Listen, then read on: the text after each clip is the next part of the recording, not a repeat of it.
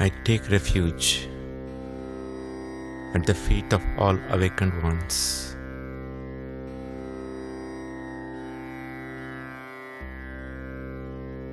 I take refuge at the energy field and thought forms and communities of all the awakened ones.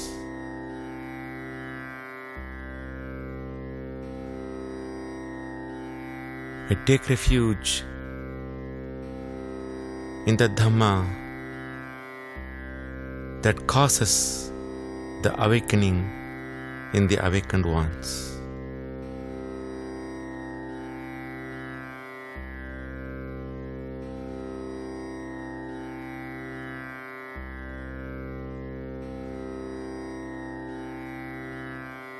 Om, peace, peace, peace.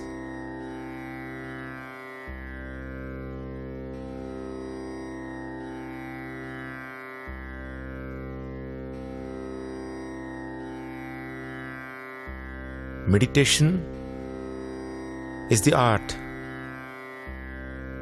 of being at home with yourself, with the outer self, with the inner self, and the innermost self.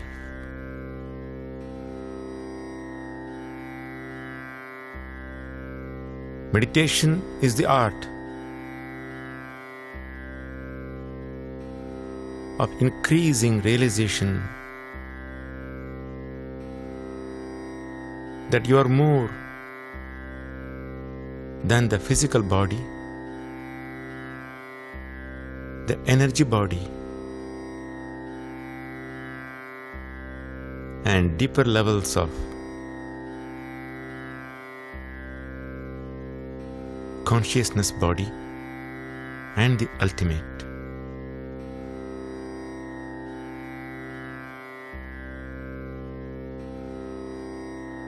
Contrary to what is said by many, meditation is actually very easy. One of the foundational blocks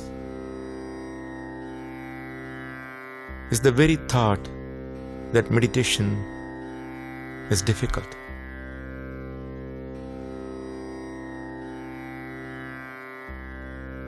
It is said in the literature and constantly repeated by those who talk about it, that the mind is like a monkey. It goes from branch to branch of trees endlessly, and there is nothing you can do about it.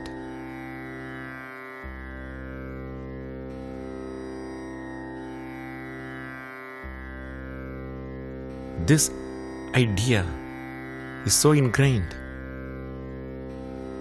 that it makes meditation difficult and impossible.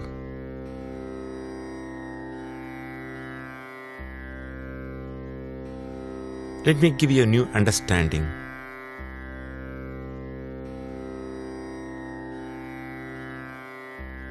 Which will give you a quantum leap from the current thought forms about meditation into a zone where it is easy and seamless. Mind is not a monkey. Mind is a honeybee that is roaming around from flower to flower.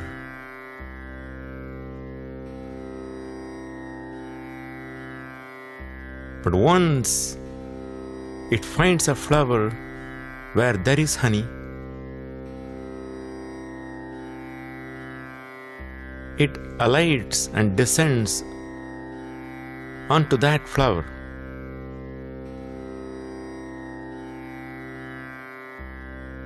And you will not find anything more concentrated than a honeybee, because it is now enjoying the honey, taking it slowly into its own being from the flower. So this concentration happens naturally in us as well. Carefully remember this analogy.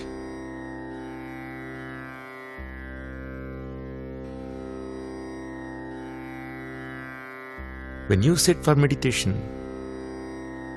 at some point in time, this is bound to happen, that the mind gets in contact with something beyond the mind, which is somewhat like a nectar dropping down from the higher levels of your being, even the higher layers of the body, which are its counterparts.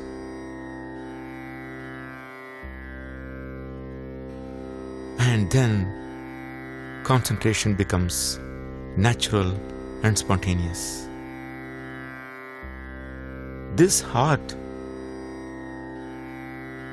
has to be learned personally from a teacher, a coach, a master, traditionally passed on in that sacred manner.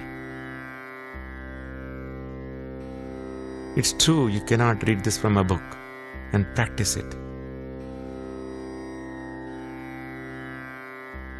So we offer for you here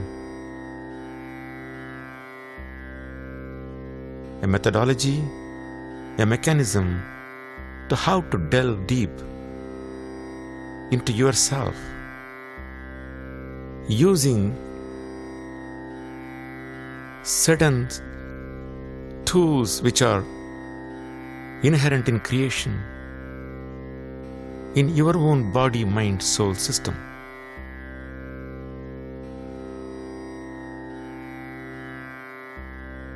What are they? You have the breath, which is one, happening constantly, both consciously and unconsciously.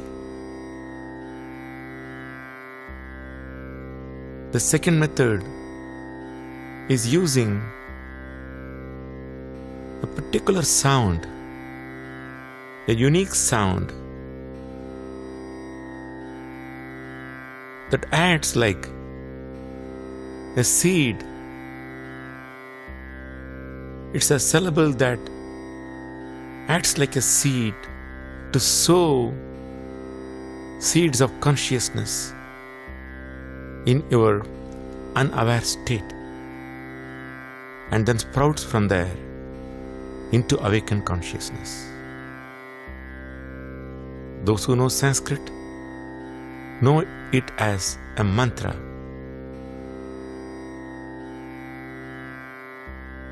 But a mantra is different when it is used for meditation and when it is used for the normal visualization and realization of certain deities and gods or other spiritual figures which are traditionally associated with it. So one is the breath, other is a sound. And as I told you, within the sound, one uses its special effects. One uses the general effect of the mantra.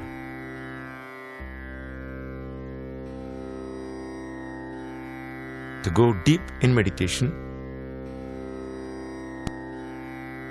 one uses just the general effect of the mantra, so a constant repetition is unnecessary.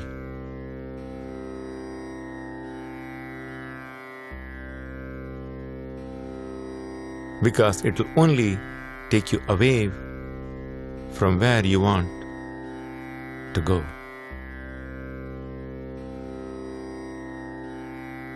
So a mechanical repetition of the sound is not recommended. This is the difference in this practice when we use the sound for meditation compared to what is traditionally known as the japa. Same with the breath. There are differences, subtle differences in this approach, where the breath is not used.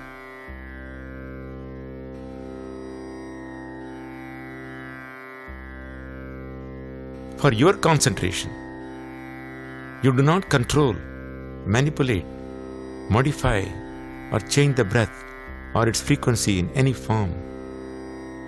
This is not pranayam,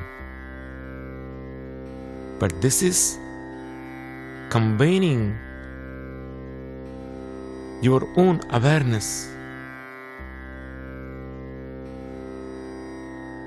of the breath with the energy contained in the breath. So these are the two methodologies we will talk about.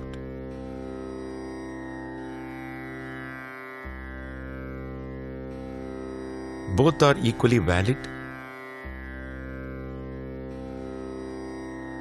One may work at a certain time for a certain person, and for the same person it may not work at other times. Only you can experiment and experience the difference when it works and when it does not. But certainly one of them is bound to work. Another assumption here is that when you start the meditation, you are not already in a disturbed state of the mind. If you are, then a bigger weapon is necessary to handle that disturbance through a totally different methodology and dissipate that energy,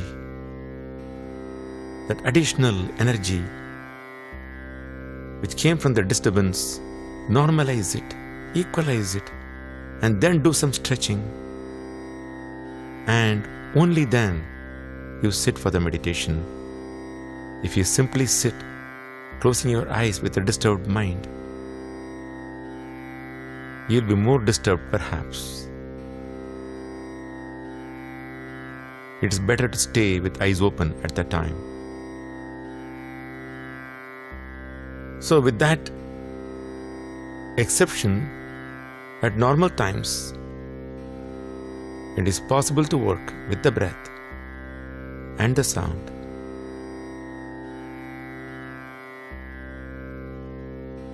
So both will be described.